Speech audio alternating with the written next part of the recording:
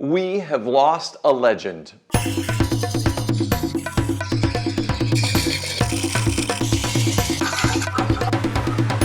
Hi, I'm Kent and welcome to Turn a Wood Bowl. And yes, the wood turning world has lost a legend in the passing of David Ellsworth.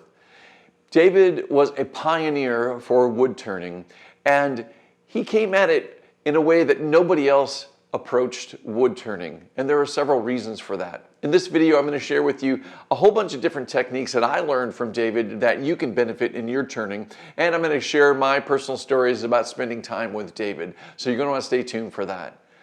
David Ellsworth was a pioneer because he came to wood turning from an artistic background. He was educated in ceramics, and he enjoyed making ceramic forms and vessels and things like that. And he started thinking, how can I make those shapes in wood? And that's what got him intrigued about wood turning and brought him to the world of wood turning. And he figured out how to do that. And that's what he's known for, is very elegant, simple, hollow forms that are very, very beautiful and deceivingly simple looking. But obviously, there are hundreds, if not thousands of hours of practice and skill and technique that he developed to create those pieces. David Ellsworth contributed so much to the renaissance of wood turning that without him and others in the 1970s and 80s, we might not be doing any wood turning today. If you've had a chance to see my video on the history of wood turning, then you know about the revolution that occurred when we pretty much almost lost wood turning. And it was no longer necessary to make things. Plastic became more popular, and it was no longer needed. If it weren't for David and others in the 70s and 80s that helped revive wood turning, we might not be wood turning at all today. There might not be what we know today with the thousands of people around the world that enjoy wood turning. So we have to be really thankful for that. And that kind of brings me to the next point, which is, yeah, it's really sad when someone passes away, and especially somebody that we all look up to, like David. But we have to be grateful and look back at everything that he contributed and everything that he did to make everything so much easier for us by helping educate us and basically enabling wood turners to become better at their craft and being an inspiration, being an example, having these incredible turnings that he's creating and letting people know this is possible, this can be made with wood. We have to be really grateful that he did that. Had he not done that, who knows where we would be right now?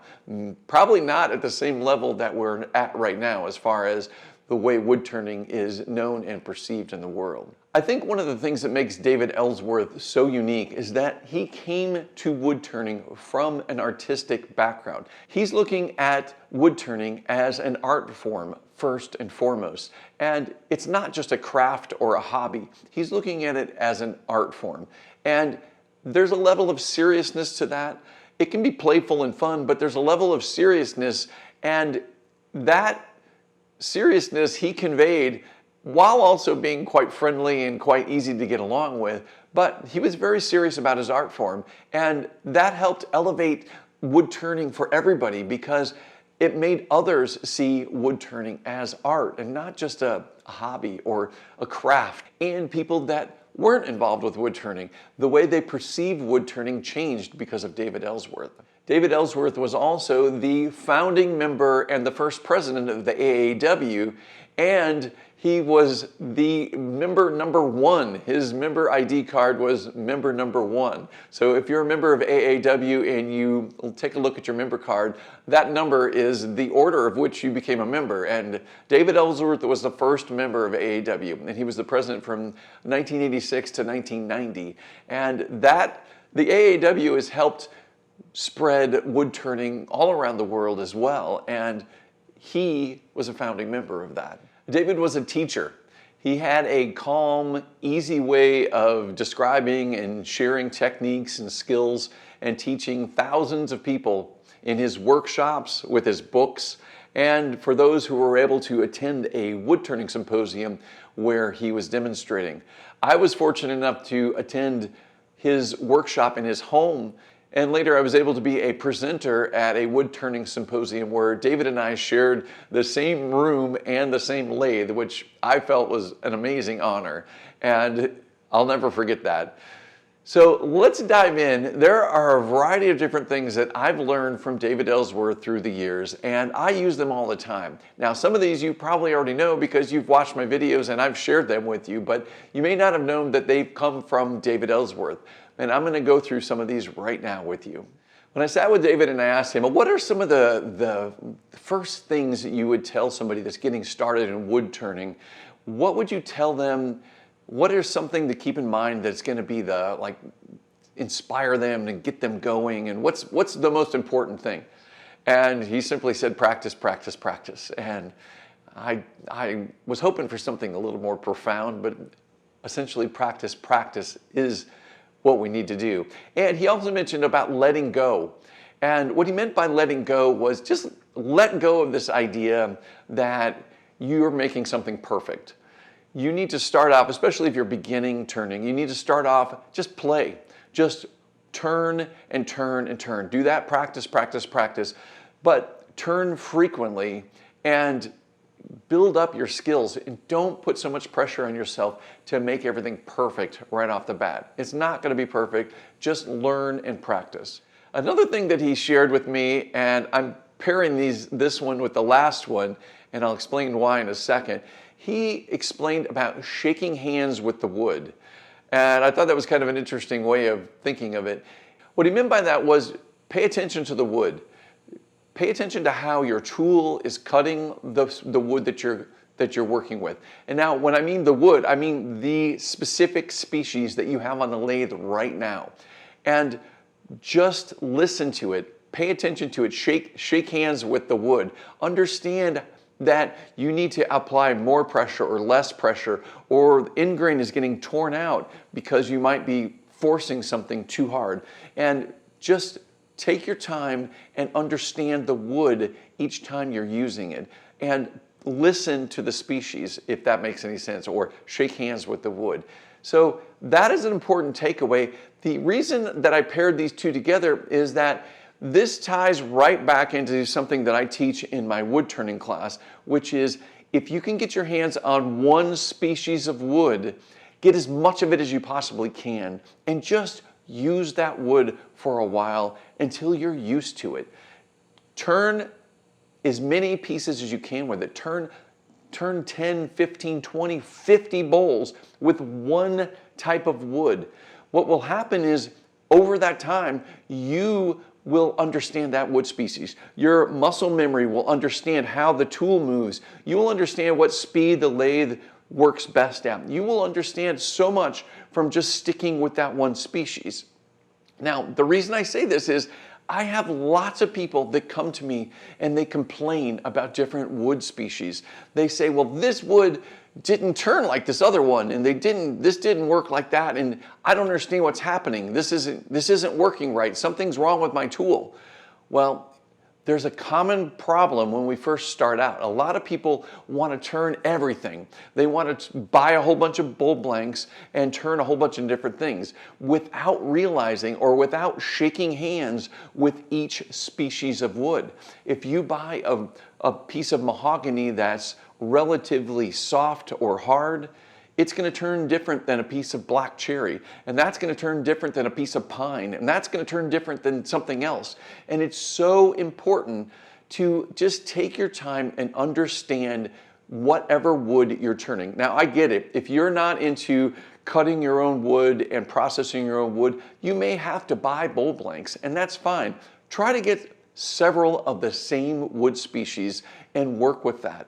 And pay attention to how that wood behaves. And know that every piece of wood acts different. So don't expect one species of wood to turn exactly like the other species.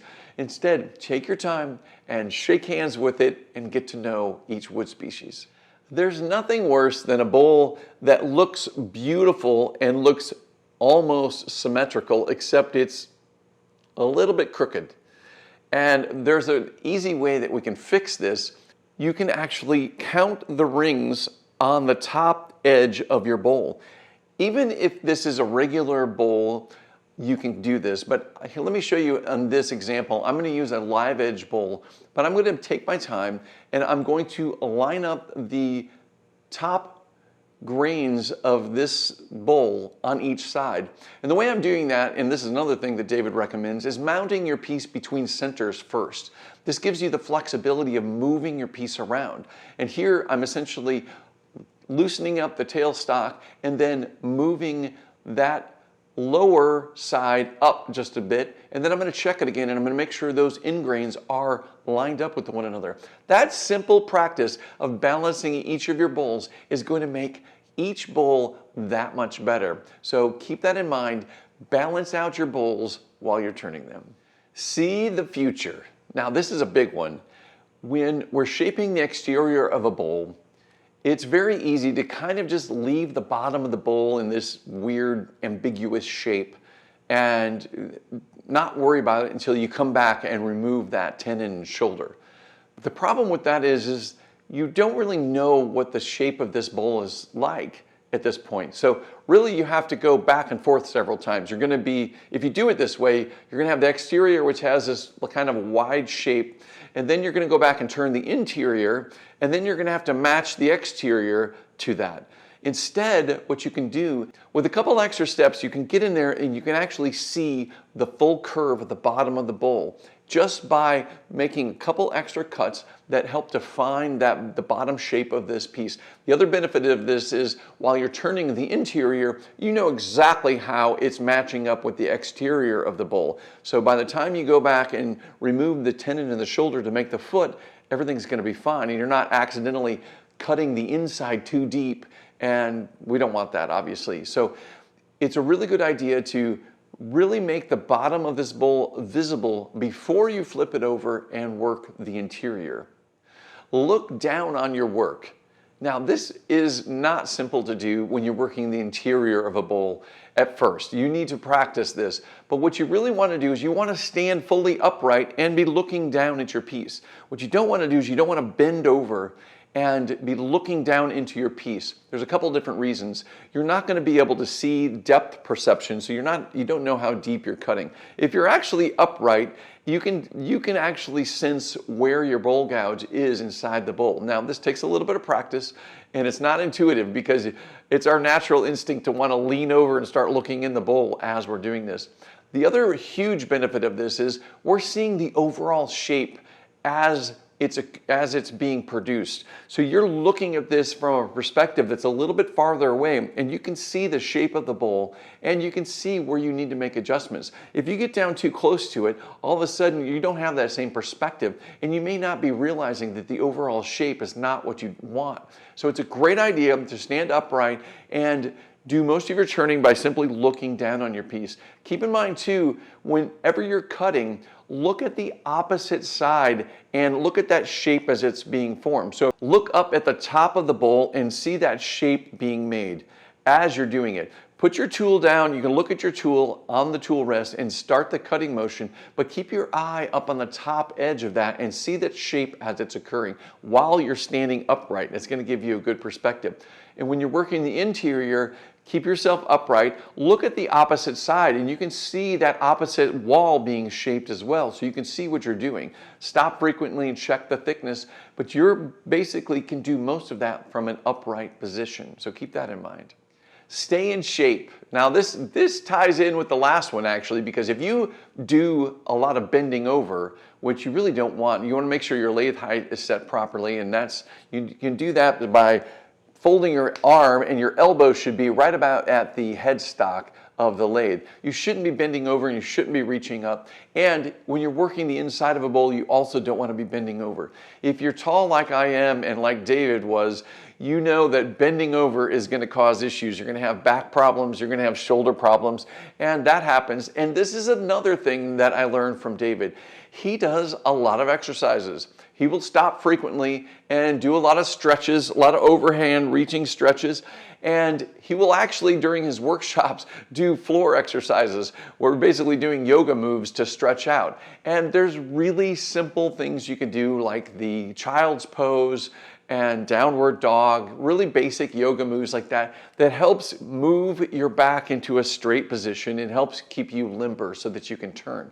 Now, another thing that David had in his shop, which was really useful, which I don't have in my shop, and I might do this at some point, he had a very simple like bar from the ceiling. It was like a plumbing bar, plumbing fixture with threaded fittings with two 90-degree turns in it, and it was mounted in the ceiling and it had a strip on it, and it was basically just outside of arm's reach. So what would happen is he could reach up there on his tiptoes and grab the bar and just hang from it. And by hanging from that, it helps stretch his arms out, stretch his shoulder out, let his back relax, and kind of give yourself a break from turning, and keep all of those muscles and everything aligned so that you're not having pains in your shoulder and your back. So keep that in mind. It's not a bad idea to do some exercises and some stretches, especially if you're turning for long periods of time, because that's when you're going to see shoulder and back pains. So take some breaks and give yourself some exercise. Now, I've got an article on my website all about the things that I've learned from David Ellsworth. You might want to check that out. Go over to my website, turnawoodbowl.com, and search David Ellsworth, and you'll find that article. The time that I got to visit him at his home and did a workshop with him and some others was an amazing event and an amazing situation that occurred. I was doing this workshop in December, and there was a snowstorm blowing in. This is at his most recent home in North Carolina, and there was a snowstorm scheduled for that weekend, and it was holding off. We thought we might be able to get the whole workshop in, but we weren't able to. I was staying in a hotel in a town nearby, and by the end of the first day of the workshop, it was clear that the snow was going to be coming in and it was going to be bad. And he explained to me, he goes, "You're not going to be able to get here from town, from the hotel to here, so why don't you just spend the night?" And I thought, okay, yeah, that'll be great. Let's do that. And he offered it to a couple of the other attendees, and unfortunately for them, they decided to leave instead. And I was there for this workshop, and there was no snowstorm that was going to keep me from leaving. So I ended up spending 2 nights with the Ellsworth, and it was amazing. I got to have meals with them and sit around and chat with them. The most memorable experience was I got to sit in a rocking chair, and I'll explain the rocking chair in just a second. But David in his living room has 2 rocking chairs by this beautiful picture window, and they're both very different, very, very different. And one is made by a local furniture company, and it's all spindles, and he enjoys it and is very comfortable, and he really liked that. But he explained too that it was all made with scrapers. Just these really basic old scrapers. That's all they use to make this furniture. And I thought that was pretty cool because it also reinforces that whole idea of do whatever works for you. If you've got a tool that works one way, but you see everybody else is using a different tool and your tool works, then use it. There's nothing wrong with that. So he's sitting in this rocking chair made with scrapers, which again, there's nothing wrong with that. But the other rocking chair was this handcrafted rocking chair from Sam Maloof. And I don't know a ton about Sam Maloof other than the fact that he is also a woodworking legend. And this was something that he crafted, and David bought it specifically from him because of their relationship. And David let me sit in that chair. And I'll tell you what, I was actually very nervous. I was like, it's just this elegant, beautiful chair, and I'm sure I wouldn't damage it, but at the same time, I didn't want to, I don't know. It was just a weird, surreal moment to be sitting in this rocking chair and then to be chatting with David Ellsworth and watching the snow outside, and we had nothing else to do, so we basically chatted for hours about all sorts of different things. It was amazing. His dog Max would sit on his lap, and it was just, again, it was a very surreal moment. And then by the time I needed to go, I needed to be dug out. So I actually parked my car at the bottom of the hill at the end of their driveway, but the snowstorm had covered my car, and before I could leave, we had to go down the driveway and dig out the car, and that was that was pretty fun. Both Wendy and David helped me dig out the car, and I was on my way. But that was quite a memorable weekend and something not to forget. And several years later, David and I both were presenters at the Florida Symposium, and he and I shared the same lathe and the same presentation room. So he got to watch me present, and I got to watch him present, and we shared some conversations and that was also surreal. So I've really looked up to David Ellsworth as a mentor and for inspiration for doing what I do, and I say I miss him. And I think everybody in the wood turning world and everybody that's known David's missing him. But in reality, he also brought so much to this world and changed all of our lives in so many different positive ways. So we have to look up and be grateful for what he's accomplished and his amazing life as a wood turner and what he's able to share with all of us. So we're very grateful that David Ellsworth was a part of our lives. All right, guys, I hope you've enjoyed this video. As always, thank you so much for watching. And until next time, happy turning.